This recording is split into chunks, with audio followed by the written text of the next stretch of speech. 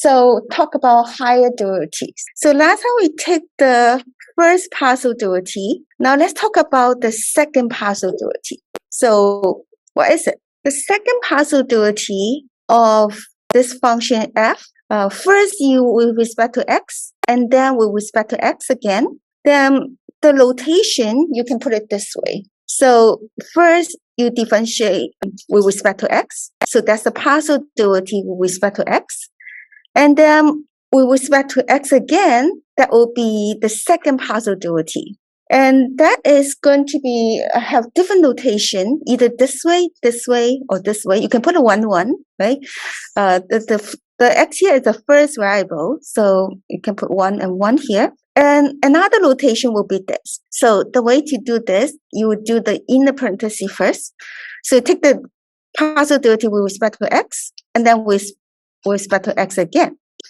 And other notation will be this way or this way, because z is a function of x and y, so you can replace this f over here with z. Similar with this one. This is first you take partial derivative with respect to x, and then take partial derivative with respect to y, and you get this one. Notice that the order that you do, you go this way. First take partial derivative with respect to x, and then with respect to y, and you see this arrow go this way, right? And if you write it in this notation, then the order is this way. You take partial derivative with respect to x first, and then with respect to y.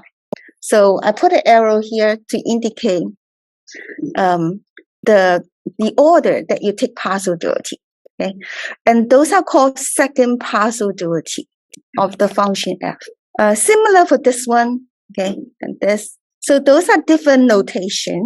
So this notation over here, or this notation, means that we first differentiate with respect to x, and then with respect to y.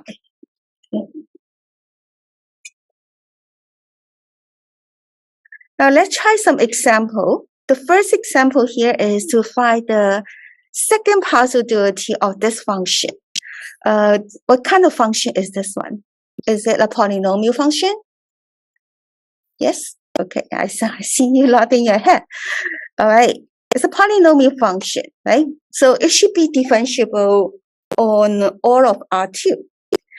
Now, let's find in the example we had done before, we have computed the first partial derivative with respect to x, and then with respect to y. Okay. So we got this result from our last example. Now we're going to do the second order partial derivative. Now, after you compute the partial derivative with respect to x, and then you take the partial derivative with respect to x again, then you will just take this one and take the partial derivative with respect to x. Remember, how do we take partial derivative? We keep the other variable fixed. Think about it like a constant. Like in this case, we can regard this y here as a constant. The only variable that is changing here is the x. Okay, so let me write it down. So you have 3x squared plus 2xy cubed. Now, in this case, you can fix this. Think about this one here is fixed. The y is fixed. The only variable you have here is the x. So now we're going to differentiate this with respect to x. So let's do that turn by turn. What's the derivative of 3x squared with respect to x? 6x? Yes, you got it. Okay. So then we get 6x. Okay. And then what about this part here? Now remember the yq here is considered as a constant. Okay. The y here is not depending on the x. Okay. Think about the y here is fixed. Then the 2yq here together, you can think about as a constant multiple of this x. So when you differentiate this with respect to x, what do you get?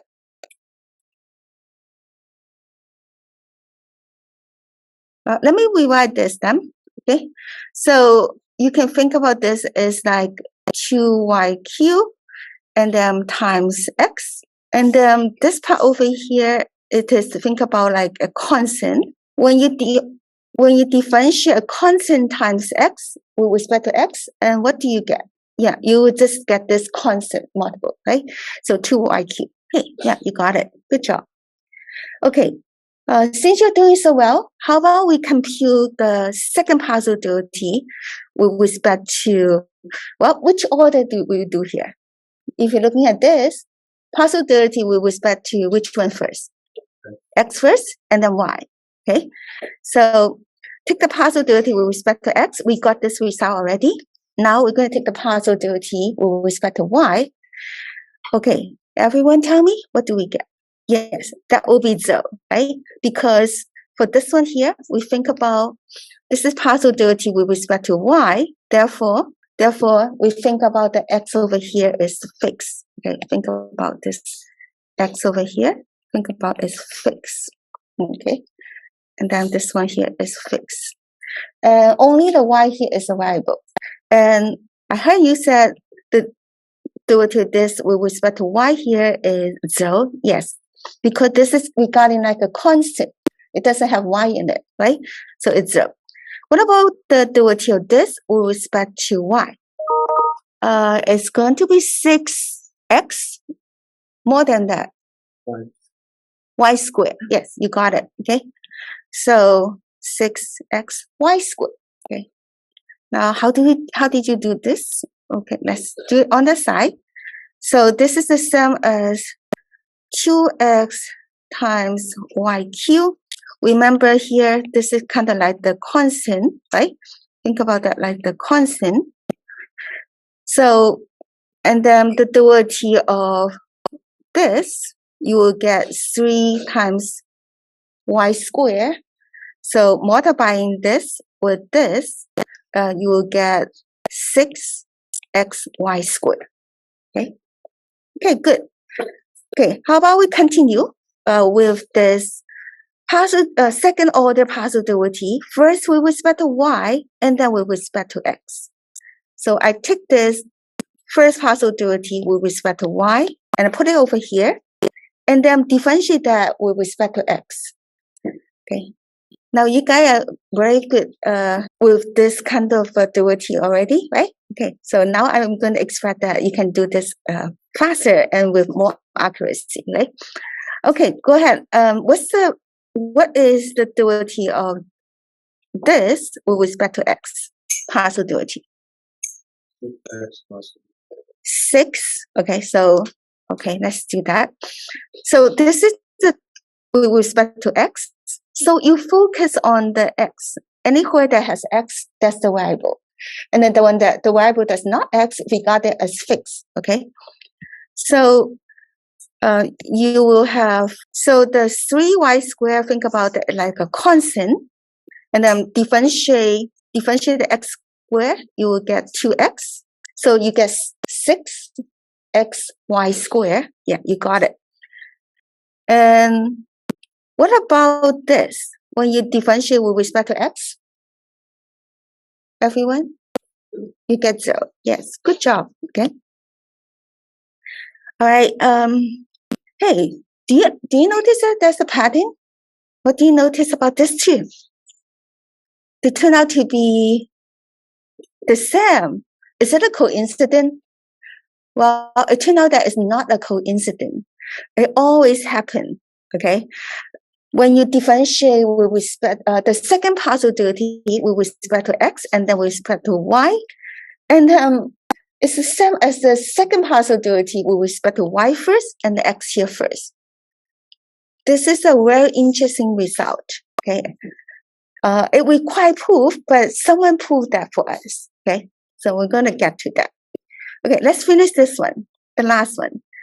So we're looking for the second possibility with respect to y, and then with respect to y again. Okay, everyone, tell me, what is this? 9x squared, y squared, minus 1. Yeah. Okay. Just off a little bit. Okay.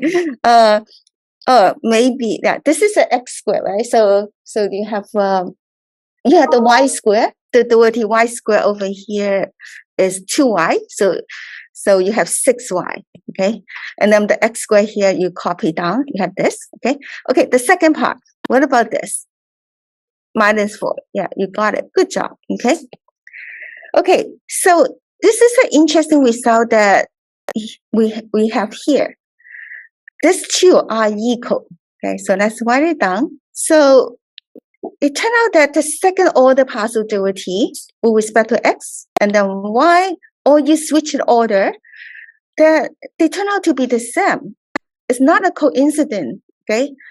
So the mixed partial derivative, these two are equal for most functions that we have, okay?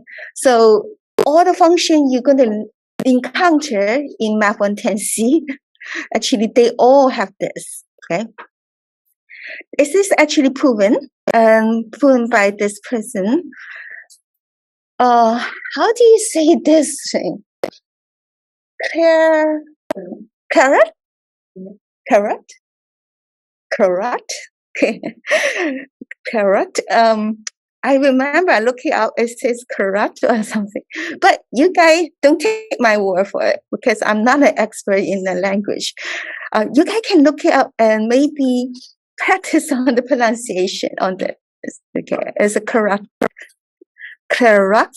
theme. Okay. So what does it say? So suppose a function is defined on a disk. Okay, let's try to visualize it. That contains this point A and B. Okay, let's think about this one. What is the disk? So you have a disk right here, and then it contains this point AB. Okay, so contain this point AB. Okay, so the function is going to define inside this disk, okay? And in the disk that contains this point AB, and if this function, this is the second partial derivative, this one and this one, if they both continue on this, okay, on this disk right here, then these two are equal. So these two second partial derivatives are equal to each other. Okay, this order here actually doesn't matter. You can switch the order that you take the partial derivative. The result will turn out to be the same, providing that the function is defined on this disk and the second partial derivative are both continue on this disk. Okay, and all the functions you're going to learn in 110C, they're going to satisfy this. So this is going to hold for all the functions you're going to learn in Math 110C. Now, we actually have a higher order version of this, right? So this is second partial derivative. What about the third partial derivative? The third order partial derivative. It turned out that they also equal right here. So if you differentiate with respect to x and then y, we take the partial derivative there. And if you switch the order, okay, like this, they all equal, okay? Providing that all these functions are continuous, okay? All right, so that is a very interesting result. And the proof is really long. But you guys should remember this, okay? Remember this, especially this one. Now, next, we're going to talk about partial differential equations. This is an example of a partial differential equation. So this is the second order partial derivative. This is also second order partial derivative. So when you have an equation that involves partial derivative, that's called partial differential equation. Okay, and this equation over here is kind of interesting. The left side here has the partial derivative, the second order partial derivative with respect to x, and then here with respect to y, okay, second time. And if you sum them up, that equal to 0. If any u that satisfy this equation, okay, this equation over here is called Laplace equation. Okay, named after Laplace. Okay. How long did he live? How you can do the math. How long he lived?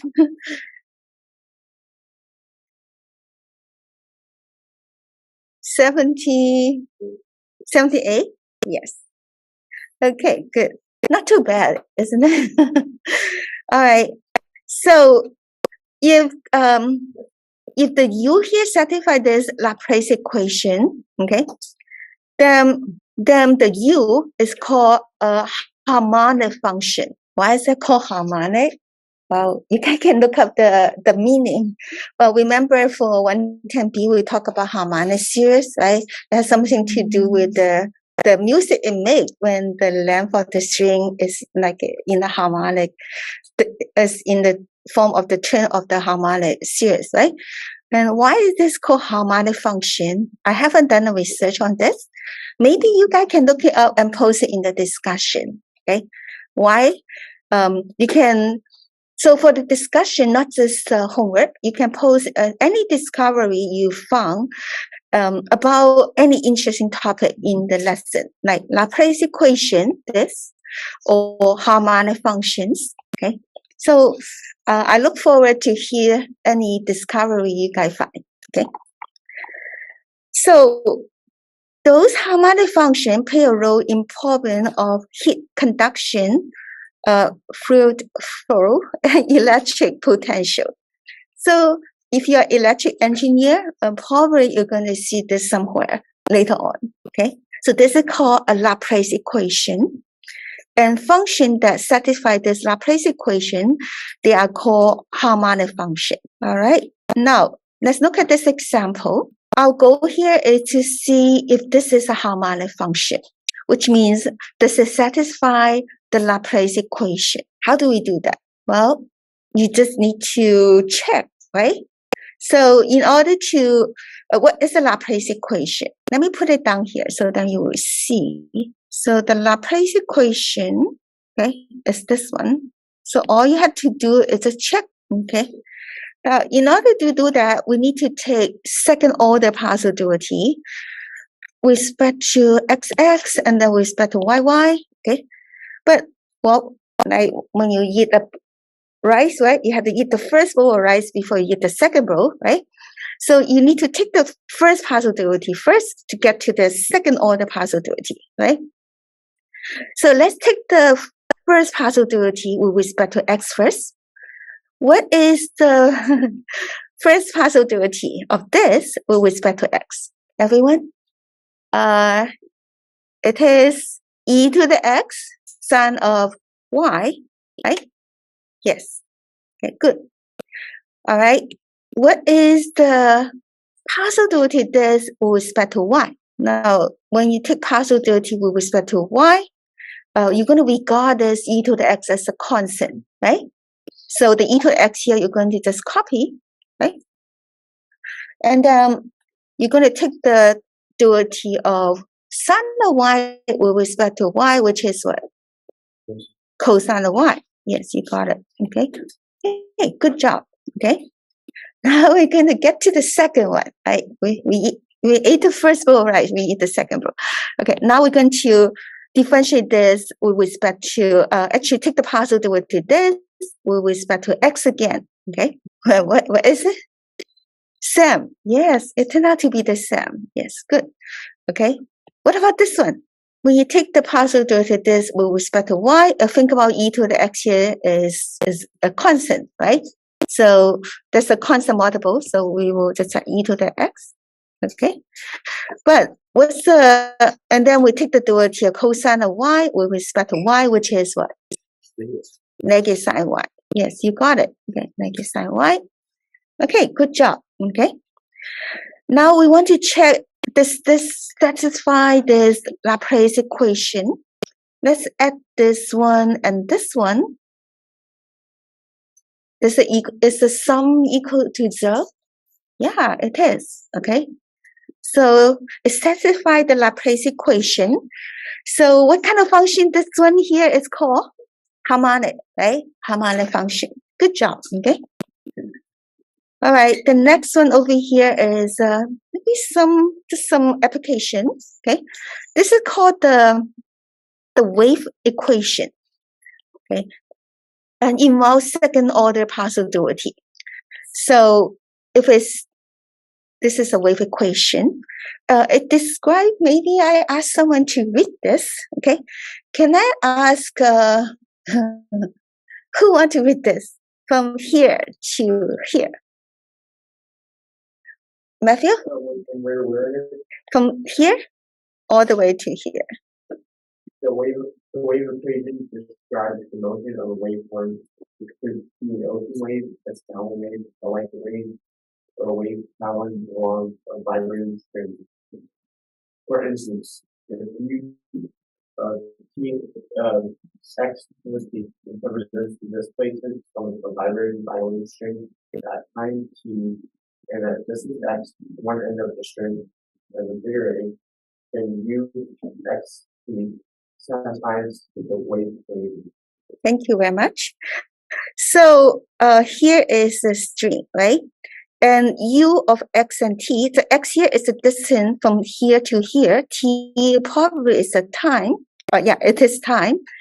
Then this is going to satisfy this wave equation, which means if you take the second order partial duality of this U with respect to T and T again, and it's going to relate to the second order or partial duality of the U with respect to X and X again by this A squared, constant multiple A squared. Okay. This constant A depends on, it actually depends on the density of the string and on the tension and on the tension in the string. Okay. So for different string, this A square here will be a different constant. Okay. All right. So you see, this is another example of partial differential equation. It is second order partial differential equation, the wave equation. All right. So hey, we just talk about the Laplace equation, right? In two-dimensional case, right? Well, we can actually extend that to three-dimensional case. So we have this three-dimensional Laplace equation over here. So if you take the second order partial duality here, and turn out that this sum here equal to 0, then do they give a special name for this kind of function? Remember, in second order, it's called harmonic function, but they didn't say anything. Maybe it's still called harmonic, but I don't know. But this is a three-dimensional Laplace equation. Okay. I want to ask someone to read from here, here to here. How about anybody want to do that? Okay, it's a Jason. Okay, Jason. Oh. Oh, okay, okay. From here to here. See here. Yes, start from. Oh, it's still my pointer. Oh, here. Now I show. Start from here, and then end it here. Then. Partial differential equations involving functions of three variables are also very important in science and engineering. The three-dimensional Laplace equation. Where we got no need. And one place that occurs is in geophysics. If U, X, Y, Z represents magnetic field strength at a distance X, Y, Z, then it satisfies equation 5. The strength of the magnetic field indicates the distribution of iron-rich minerals and selects different rock types and the location of faults. And the location of faults. You're on the floor. Okay, thank you. That's great. All right. Someone else read this down. From here to here. How about Rainer? From here? From this paragraph right here. Figure 9 shows a contour map of the Earth's magnetic field as reported from an aircraft carrying a magnetometer and flying 200 meters above the surface of the Earth. The contour map is enhanced by color coding of the regions between the elements. The Earth magnetic field. Wow, that's nice. All right. So I'm going to ask, let's try to ask people. All right, so Yui, you want to read this paragraph from here to here? This paragraph. Figure 10. Yes. Figure 10 shows a contour map for the second order particle derivative of U in the vertical direction. That is U to the. It turns out that values of particle derivatives VXX and UYY are relatively easily measured from a map of magnetic field. And values of music can be calculated from Laplace equation. Laplace equation. Yes, very good. So we call it UXX. I that's the actual faster way. Okay, so UXX, UYY is very easy to calculate. Then you can get the UZZ by using this Laplace equation for those magnetic fields. Okay. Okay, great. All right, so let's do some practice problem on this. Oh, well, you guys did this first partial duty. Okay, I'm going to pick some. Okay, let's try this one over here. Okay, this one here is, I think it's number 5. Okay, so in this example, okay, in this example here, we try to determine where whether each of these following function is a solution of the Laplace equation. Okay, so we just talk about the Laplace equation, right? UXX plus UYY equal to 0. Okay, so all we have to do is to check on each one of them. Okay, now when you do that, notice that here we what is this function? What kind of function is that? Do you guys remember? It is called hyperbolic what? This is called hyperbolic cosine, and this is called hyperbolic sine. Okay, let me write it down for you. So, yeah, those are called hyperbolic function. So hyperbolic sine, it is like the sign with the h there, so indicate hyperbolic sine. And then with the h here, this is hyperbolic cosine. The word here hyperbolic sine is hyperbolic cosine. The word here hyperbolic cosine is hyperbolic sine. Kind of similar as the trig function sine and cosine, except that you don't have a minus sign for this one. Okay, and how do you visualize this hyperbolic sine and cosine? So you have this hyperbola right here. Okay, this is a hyperbola for. This is a pair of hyperbola for x squared minus y squared equal to 1. And then if you take a point over here and take the symmetric point here, this A here is the area of that.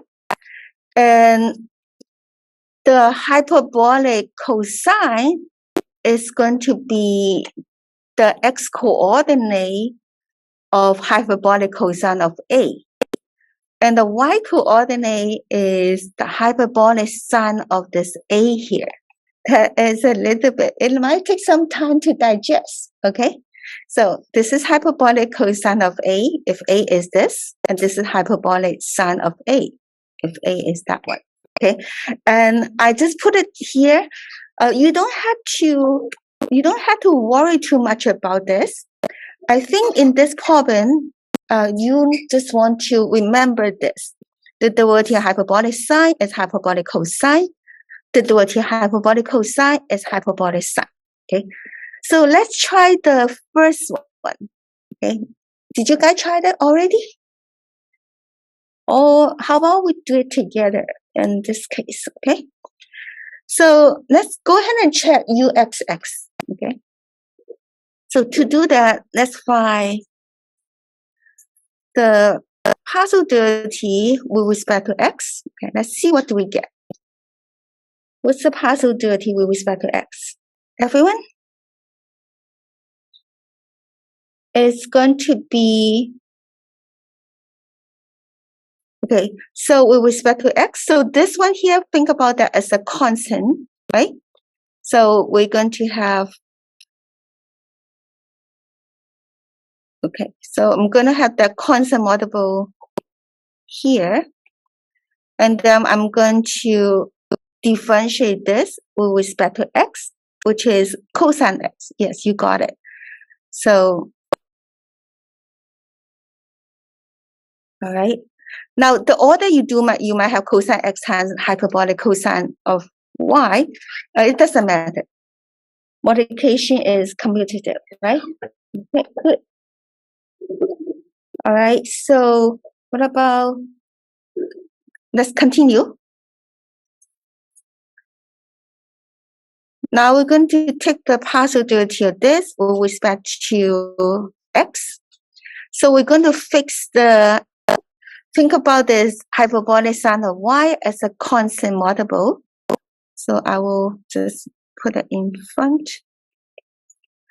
And then we take the derivative of cosine x with respect to x, which is negative sine x, right? Okay.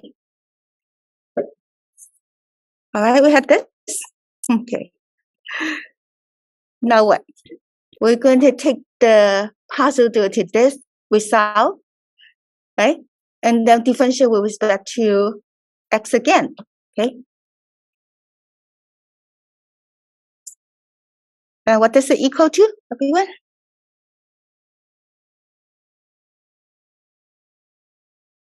Let's try it. So this time, which one? Remember everyone that doesn't have x here. This is a constant, right? And this one doesn't have x here. It's a constant. So the result here should be what? So that constant, we can think about that as a constant multiple. So we'll put it in front. And now we're going to differentiate this, which is with respect to x, which is what? Negative sine x. Yeah, you got it. All right. And then this is a constant we got as a constant because it doesn't involve x. Okay. It's independent of x. So hyperbolic sine of y. And then what's the derivative of negative sine x? Negative cosine x, right? Okay, good. Okay, we're halfway done. Okay, not done yet. What else do we need to check this Laplace equation? We need to take the second order partial derivative with respect to y and y again, right? Okay, so go ahead and, okay, why don't you guys try it? Okay, try it on paper. And I will try it myself too.